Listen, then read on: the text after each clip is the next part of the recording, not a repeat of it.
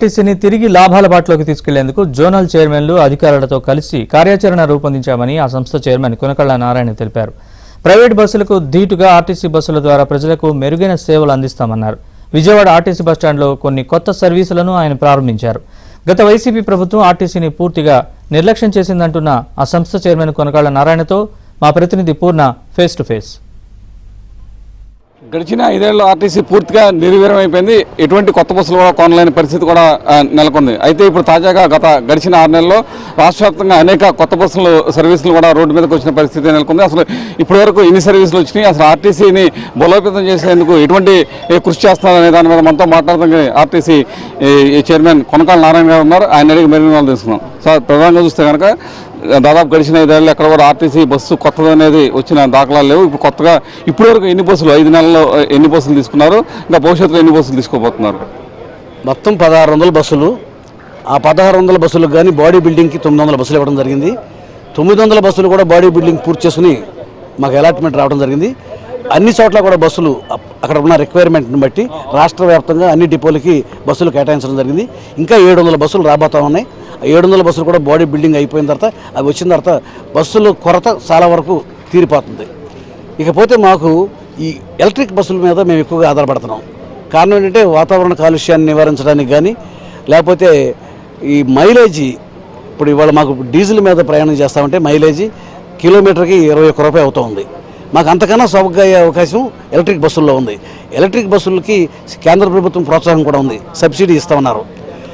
వాళ్ళ కేంద్ర ప్రభుత్వం సపోర్ట్తో మేము ఎలక్ట్రిక్ బస్సులు పెట్టి మైలేజీకి కనుక ఎప్పుడైతే ఖర్చు తగ్గుద్దో ఆటోమేటిక్గా ఆర్టీసీ లాభాల్లోకి వస్తుంది.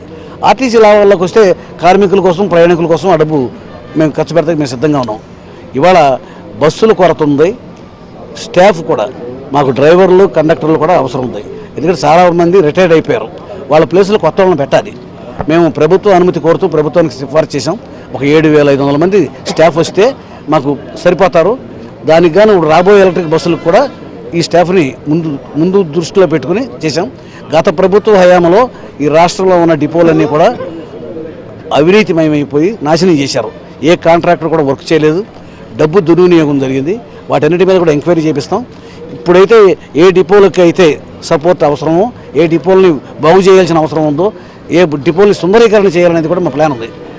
వాటన్నిటి కూడా మా జోనల్ చైర్మన్స్ వాళ్ళ పరిధిలో ఉన్నటువంటి బస్సు డిపోలను పరిశీలించి వాళ్ళు రిపోర్ట్ ఇస్తారు.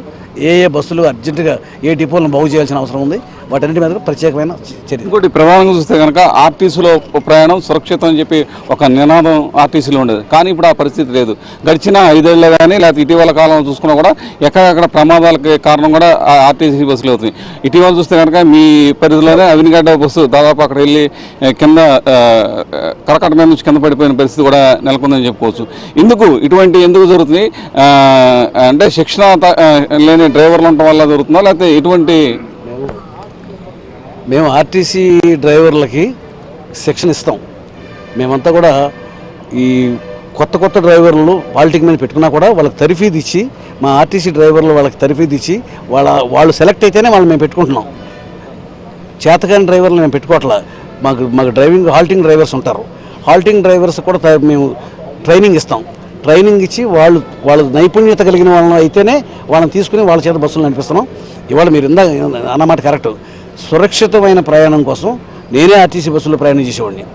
చిన్న కార్ల కన్నా ఇంకో వెహికల్స్ కన్నా ఆర్టీసీ బస్సులో ప్రయాణం చేస్తే సమయపాలన కరెక్ట్గా అన్న టైంకి వస్తారు, అన్న టైంకి చేరతారు. సేఫ్టీ డ్రైవింగ్ అనుభవం కలిగిన డ్రైవర్లు ఉంటారు. ఇది రక్షణ, ప్రజలకు రక్షణ, సులభతరం, అన్ని రకాలుగా కూడా ఆర్టీసీ ప్రయాణమే. వీడియో సురేష్తో పూర్ణ, ఏబిఎన్ ఆంధ్రజ్యోతి.